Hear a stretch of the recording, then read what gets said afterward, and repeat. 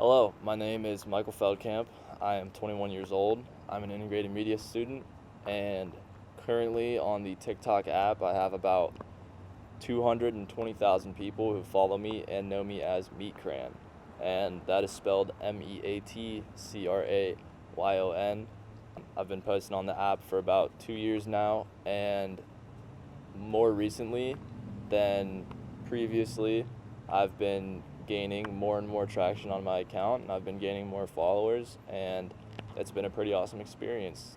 The way that I got into TikTok was I initially downloaded it purely to consume content. I never imagined myself posting on the app because when TikTok first started, it was mainly just people doing dances and people doing cosplays, and there's a lot of sort of content that would make me cringe, and that's what I liked. That's what I enjoyed about it. But as I used it more, I started to notice videos going viral, and when I saw these videos, I thought to myself, I could make that. I could do something better than that. And so I started making sort of just short joke videos that I didn't really put much effort into. And on one video that I had, I got a lot of attention. It was a video of a spider on my little sister's pillow, and I put some edits on it to make it sort of funny. And once that video sort of blew up, it was my first video to blow up. I think it got like 50,000 likes or something like that. And then from that point on, I was just like, oh, this isn't that hard. I'm gonna keep trying to make viral videos, and that's pretty much how I got started. So like I said, it initially started with sort of like short jokes and really anything that I thought would go viral. I'd make a lot of videos that were fake, that people would think were real situations, which was why they would go viral, because I knew that I could fake something and make it seem real. But as I continued making more content, I started to put a little bit more effort into the videos, and as I put more effort, I saw an immediate correlation between more effort equals more response. And so it was a video that I posted about 4 or 5 months ago when someone left a comment that said, "This feels like a fever dream." So I thought to myself, oh, why don't I just try to make videos that feel like fever dreams? And from that point on, my sort of content, I guess I would say, that I make is short film talks or like short stories. I try to put an emphasis on using the things that I've learned throughout studying film and being an integrated media major. So I try to have a lot of good compositions. I try to have a lot of fluid continuity between cuts and stuff like that. And essentially the goal from these is just to make my viewers or anybody who might watch my video feel an emotion. As long as I make them feel something, then I know that I succeeded in my goal.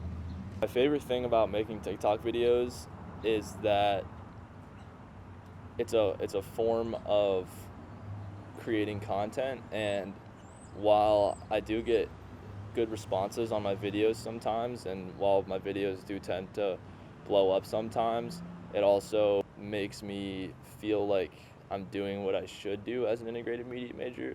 Now, while these aren't actual long short films with a bunch of like production value, they're still quality enough to showcase what I've learned throughout studying film. And so my favorite part about TikTok is definitely just the fact that I get to share my content with a platform that has the possibility of it going viral and people seeing it and more people enjoying it. So I've definitely had some opportunities arise from being on TikTok, and even before I hit 100,000 followers, I had companies reaching out. They wanted me to support their products in my videos. They wanted me to, make some hashtag ad type videos. So the first offer that I got was from a company called What Do You Meme, and they sent me some of their products, and I ended up using one of their products in my video. My video hit a certain threshold of likes, and then I was able to redeem it for monetary compensation. So that definitely was an opportunity that came out of TikTok.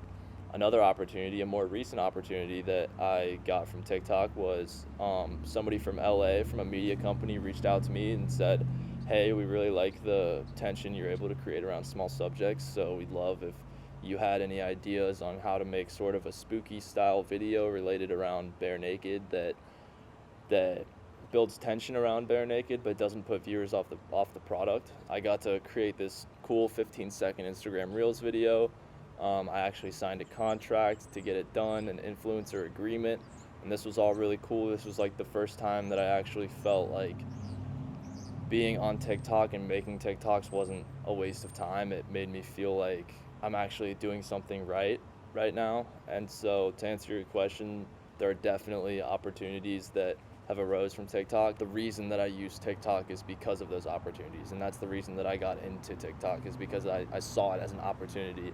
What I hope to get out of TikTok in the future is just to find a way to monetize my content and essentially make a living off of my ideas. And even if I could work with somebody, or I guess the goal of all of it is to get noticed and then have someone reach out and be like, hey, we want you on this project, we want you to help us do this. And while I've had that happen on a small scale, it hasn't happened on the large scale that I hope it does.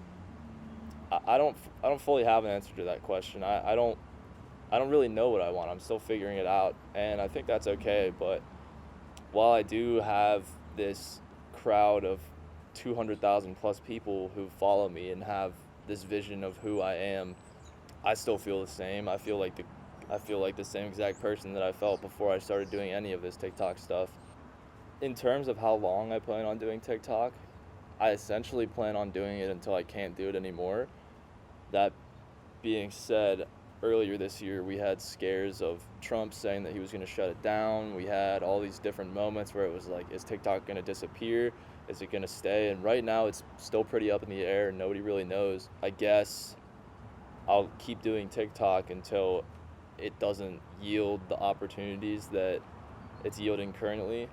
And in regards to my plans after TikTok, I would love to be able to transfer some of my audience from TikTok to YouTube, because YouTube is where the real money is, and that's where people are actually able to make livings off of their own content. I guess my I guess I just will keep doing TikTok until I can't do it anymore, or there's another way for me to get my content noticed and seen.